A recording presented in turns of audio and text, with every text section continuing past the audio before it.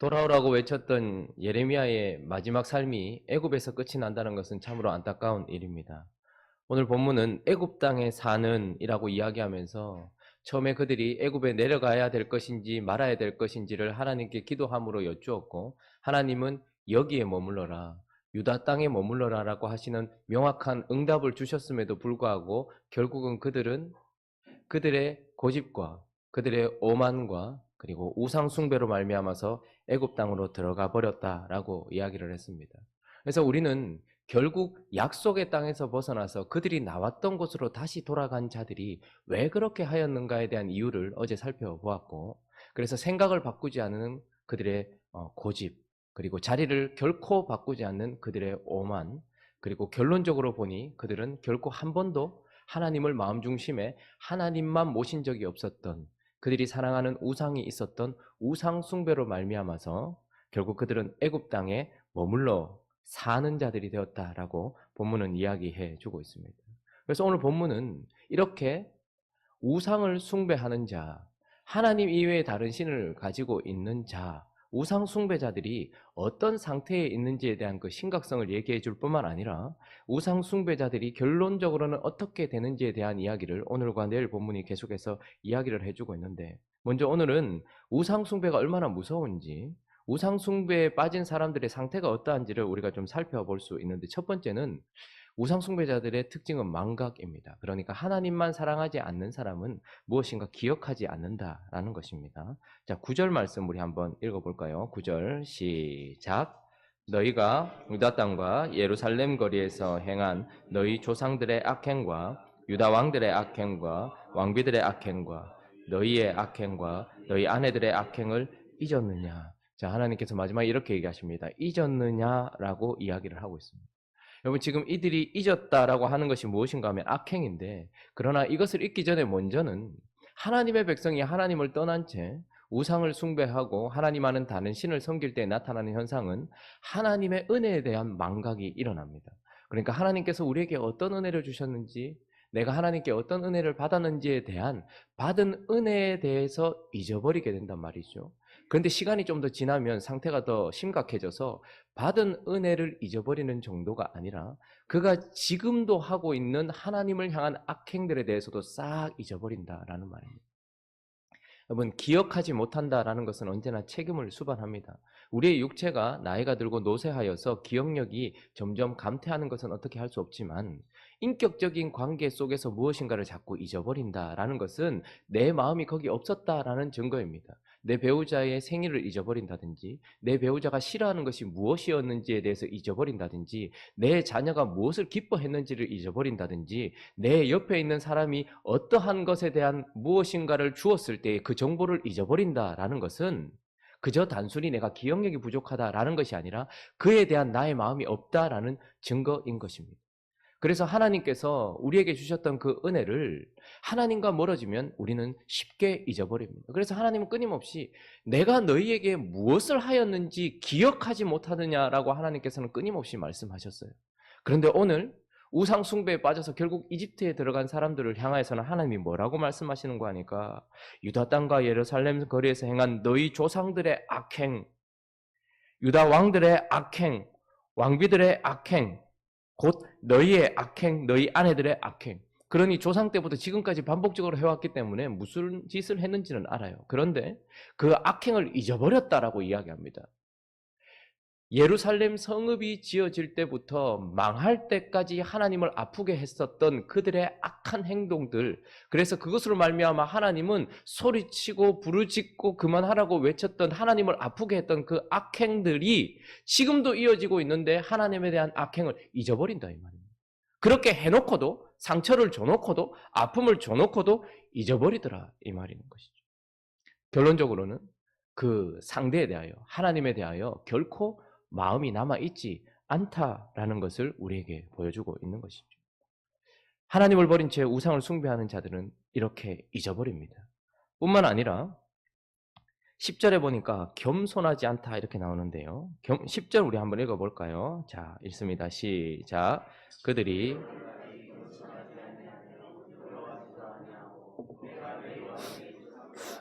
세운 나의 율법과 나의 법규를 지켜 행하지. 자, 우상에 빠져 있는 자들, 하나님을 버린 자들에게 나타나는 특징이 여기에 함축적으로 보여지고 있는데, 또 하나는 오늘까지 겸손하지 아니하다 이렇게 얘기합니다. 자기 자신을 낮추지 않는다 이 정도가 아니라, 여기서 말하는 의미는 겸손하지 않다는 것은 결코 그들에게 가르치기 위해서 주어지는 모든 상황과 환경 속에서 배우지 않는다는 거예요. 배우지를 않는다라는 것입니다. 그래서 사실은 하나님은 이들에게 가르쳐 주기 위하여 수많은 선지자들을 보내셨지만 그들의 말을 듣지 않았어요. 그리고 실물 교육을 하나님께서 시키셔서 결국 722년에 아수르라는 아주 포악한 나라로 말미암아서 북이스라엘이, 자기 머리 위에 있었던 북이스라엘이 완전히 멸망하는 것을 보았던 것이 남유다 사람이고 지금 이집트에 들어가 있는 사람이에요.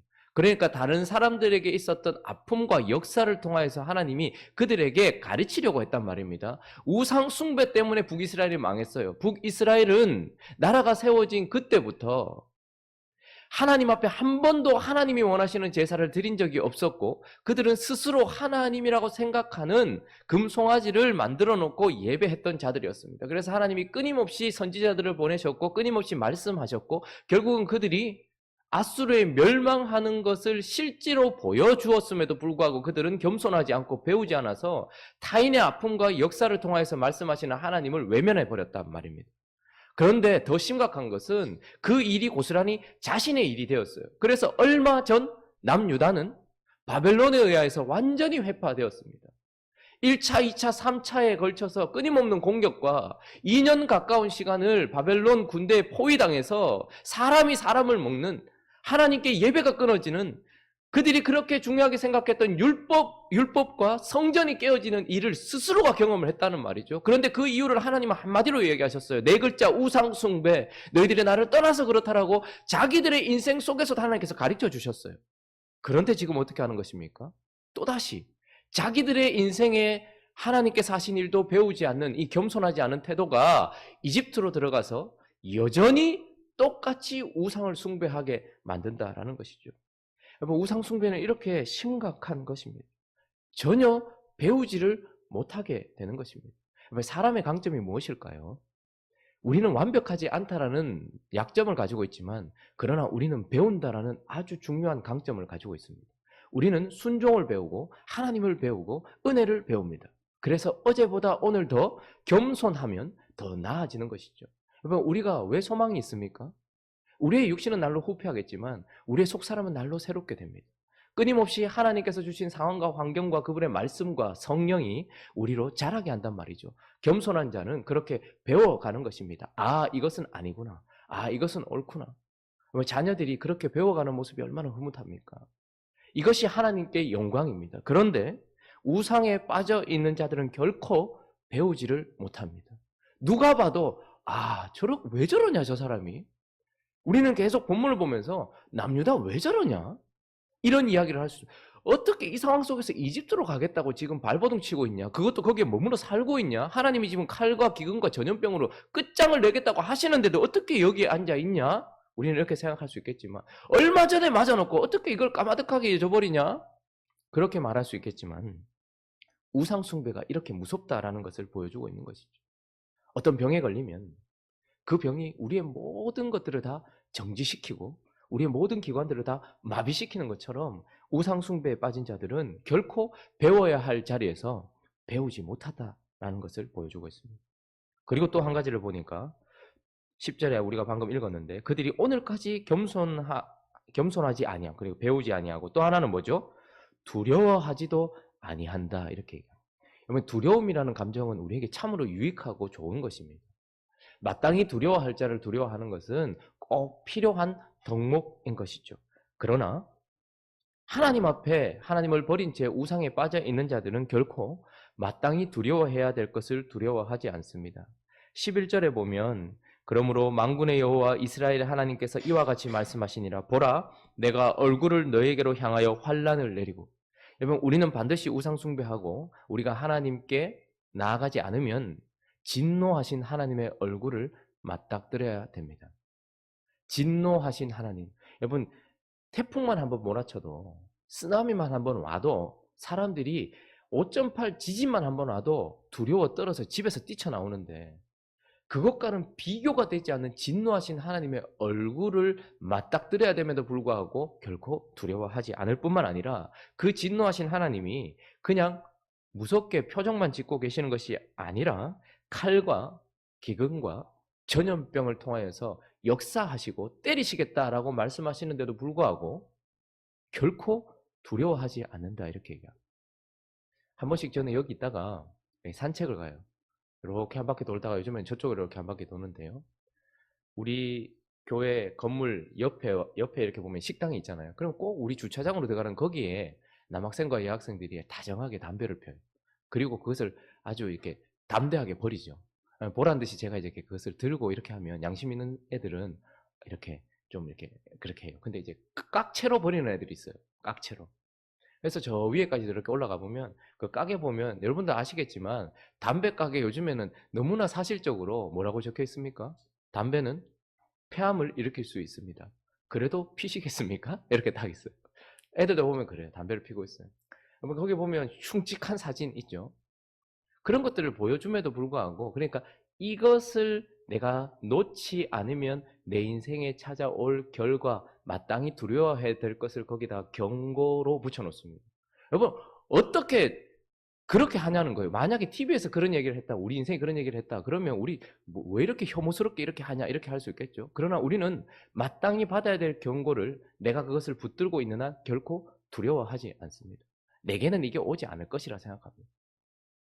커브가 심한 도로를 그리고 계속 직진이 이어지는 고속도로를 달릴 때면 졸음 운전은 즉 죽음 뭐 이런 식으로 적어 놓습니다. 그러나 졸음에 빠져 있는 사람은 결코 그 구절을 두려워하지 않습니다. 오늘이 당신의 가족을 보는 마지막일 수 있습니다. 뭐 이런 이야기를 본다 할지라도 결코 눈을 크게 뜨지 않는 것이죠. 우상에 빠져 있는 사람들은 마땅히 두려워해야 될 것을 결코 두려워하지 못합니다. 두려워하지 않는 것이 아니라 두려워하지 못한다라고 이야기를 하고 있고 그리고 당연하게 일어나게 될 사실적인 결과에 대해서도 결코 두려워할 줄 모른다라고 이야기를 하고 있는 것이죠. 그래서 결론적으로 무엇입니까? 내가 너희와 10절 후반절에 보니까 내가 너희와 너희 조상들 앞에 세운 나의 율법과 나의 법규를 지켜 행하지 아니한 하나님의 말씀에 순종하지 않는 이 결과가 단순하게 일어나는 게 아니라는 말입니다. 여러분 사단은 우리를 넘어뜨리기 위하여서 우상은 우리를 넘어뜨리기 위하여서 얼마나 정교하고 얼마나 노력을 하는지 몰라요. 그래서 오늘 본문을 보니 결국은 우상 숭배에 빠진 그러니까 우상 숭배에 빠지기 전까지 우리의 생각을 바꾸지 않는 고집으로 우리를 똘똘 뭉치게 했고 자리를 바꾸지 않은 오만으로 우리를 똘똘 뭉치게 하더니 결국은 우상 숭배에 빠지게 만들었는데 그 우상 숭배에 빠진 상태에서 우상을 섬기는 우리의 이 심각한 상태가 어떤지를 하나님에 대한 은혜도 망각하고 하나님 앞에 자기가 짓고 있는 죄에 대해서도 망각해버리고 결코 하나님이 주신 그 자리에서 돌아오라고 주시는 그 은혜의 자리에서 배우지도 못할 뿐만 아니라 마땅히 일어나게 될 그 결과에 대해서도 두려워하지 못하도록 우리의 모든 기관들을 다 마비시켜버린다라고 이야기를 하는 것입니다. 열왕기상 11장 한번 가볼까요?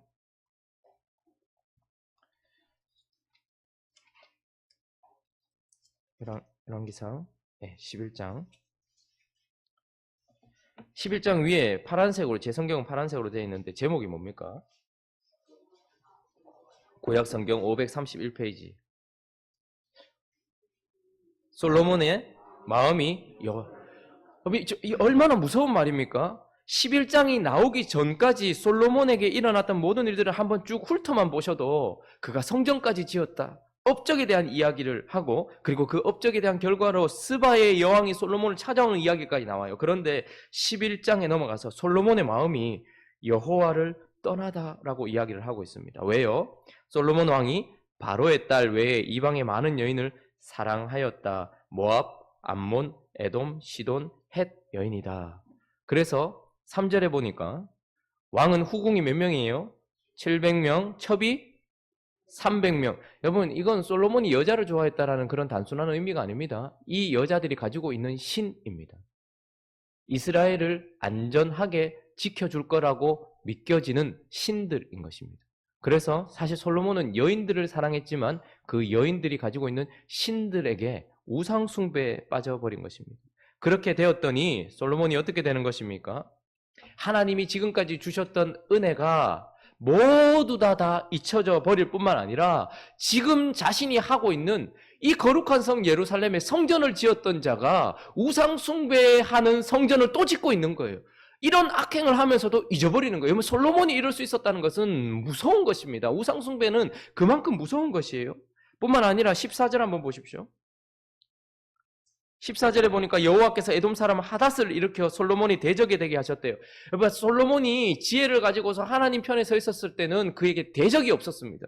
그런데 하나님이 그를 깨닫게 하시려고, 배우게 하시려고, 가르치려고 에돔 사람 하닷을 세웠다라고 이야기를 하고 있고, 23절에는 보니까 하나님이 또 엘리아다의 아들 르손을 일으켜 솔로몬의 대적자가 되게 하시니 그는 그의 주인 소바 왕 하닷 에셀에게서 도망한 자다, 이렇게 얘기하면서 25절은 솔로몬의 일평생, 그러니까 하나님이 솔로몬이 하나님 앞에 설 때까지 깨닫게 하시려고 하닷이 끼친 환란 외에 르손이 수리아 왕이 되어 이스라엘을 대적하고 미워하였던 이 일 속에서 마치 북이스라엘의 멸망을 보면서도, 자기 자신의 나라의 멸망을 보면서도 배우지 못했던 이 남유다 사람들처럼, 그래서 지금도 이집트에 가 있는 사람처럼 솔로몬이 일평생 동안 하닷과 르손을 통해서 하나님께서 치고 계시는데도 배우지 못하는 상태에 이르렀단 말입니다. 세상에서 가장 지혜로웠던 사람이 하나님 앞에 배우지 못하는 사람이 되었단 말이에요. 하나님이 은혜를 주셔서 모든 것들을 다 배웠던 사람이 하나님께 배우지 못하는 사람이 될 뿐만 아니라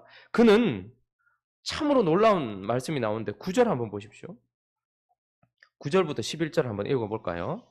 열왕기상 11장 9절부터 11절 읽습니다. 시작. 솔로몬의 마음을 돌려 이스라엘의 하나님 여호와를 떠남으로 여호와께서 그에게 진노하시니라.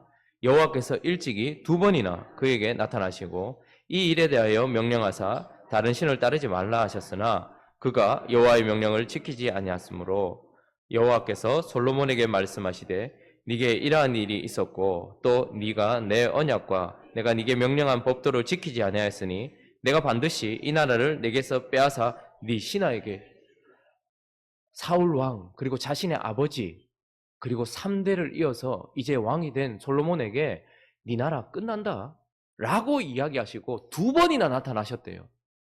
그런데도 불구하고 1000번째를 들었던 이 솔로몬이 결코 돌이킬 수 없도록 만들었던 것이 바로 우상이었다라는 것입니다. 말씀을 정리하면서 여러분, 우리가 붙들고 있는 우상에 대하여 두려워할 줄 알아야 됩니다. 그 우상은 우리를 아주 교묘하게 그리고 아주 강력하게 우리를 잡아 끌어서 결국은 하나님까지 두려워하지 못하도록. 여러분, 지금 여기 나왔던 이들의 태도는 하나님이 우리에게 은혜로 주신, 그래서 하나님께 붙어 있을 수 있도록 하신 은혜의 기관들이었어요. 여러분, 기억이라는 것이 우리로 끊임없이 하나님께 달려가게 만들어주는 축복인 것입니다. 하나님이 내게 주신 은혜를 기억하고 내가 하나님 앞에 잘못한 것이 있다면 그것을 기억하는 이런 기억은 우리로 하나님께 붙어, 기억이라는 말 자체가 뭡니까? 기억하다, 리멤버잖아요. 다시 돌아가 그 멤버가 되게 만든다는 거예요. 다시 그것을 기억해서 우리가 절기를 지키며 그때의 그 은혜를 기억하는, 이런 모든 기억들은 하나님께 가까이 가게 만들어주는 아주 요긴한 수단인 것입니다. 배운다라는 것도, 겸손이라는 이 덕목이 결국은 우리로 배우기 위해서 하나님을 떠나지 못하게 만들어주는 안전장치란 말입니다. 두려움이라는 것이 하나님께 향하게 되면 경외가 되어서 하나님을 마땅히 사랑하고 섬기게 되는 그런 안전장치로 주셨는데, 지금 우상은 이것들 하나하나를, 모든 기관들을 하나하나 파괴하고 있는 거예요. 우리에게 망각을 일으키더니, 우리가 배우지 못하게 만들더니, 우리로 결코 두려워하지 못하게 만드는 그런 상태로 만들어서 결국은 하나님께 돌아가지 못하게 만드는, 이것이 바로 우상 숭배인 것입니다. 따스한 태양이 이 땅을 비출 때면 얼어있는 얼음은 녹지만 축축했던 땅은 더 굳어지는 것처럼, 양방향으로 무엇인가 일어나는 것처럼 우상 숭배는 죄에 대해서는 더 부드러워지게 만들고 하나님에 대해서는 딱딱하게 경화시켜서 결국은 그 기능을 발휘하지 못하는 이 모든 것들 때문에 하나님을 떠나게 만드는 역사를 우리에게 일으킨다라는 것입니다. 혹시 힘들고 어려울 때마다 자꾸 이집트로 돌아가시진 않습니까? 그리고 거기에서 나에게 마음의 안정을 주는, 일시적인 안정과 평안을 주는 그런 우상을 붙들고 있지는 않습니까? 만약에 내가 그런가 그렇지 않은가를 살펴보려면 나는 하나님의 은혜를 기억하고 있는가? 나는 지금도 여전히 배우고 있는가? 나는 마땅히 두려워할 자와 마땅히 사실적으로 일어날 일에 대하여 진짜 두려워하고 있는가? 우리 자신을 살피면서 우상 숭배의 무서움을 인식할 뿐만 아니라 그래서 이것이 더욱더 하나님께 나아가는 수단과 또 우리의 애씀이 되어서 오직 하나님만 우상 숭배의 시작은 하나님을 섬기지 않는 것이 아니라 하나님과 겸하여 섬기다가 결국 내 마음이 우상을 더 향하게 되는 것 기억하면서 하나님만 섬기는 우리 모두가 되기를 예수 그리스도의 이름으로 축원합니다.